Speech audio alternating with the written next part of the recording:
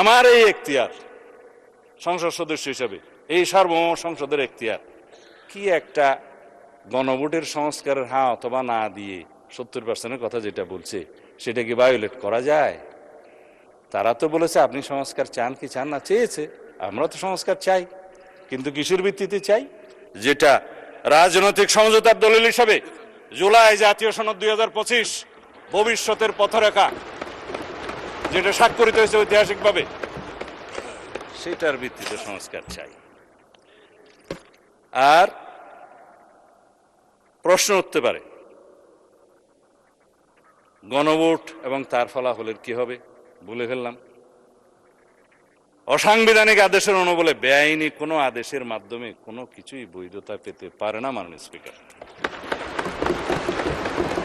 এই উক্ত জুলাই জাতীয় সনদ, সংবিধান সংস্কার বাস্তবায়ন আদেশ 2025 এবং গণভোট অধ্যাদেশ 2025, এই দুইটারই বৈধতা উচ্চ আদালতে চ্যালেঞ্জ করা হয়েছে, যা বিচারাধীন এবং রুল জারি হয়েছে বলে শুনলাম।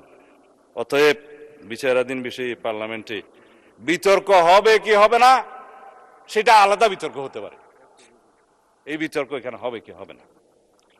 বাংলাদেশ জাতীয়তাবাদী দল বিএনপি এই স্বাক্ষরিত জুলাই জাতীয় সনদ 2025 এর প্রতিটি অক্ষর, শব্দ, বাক্যকে ধারণ করে বাস্তবায়নের জন্য জাতির কাছে আমরা অঙ্গীকারাবদ্ধ।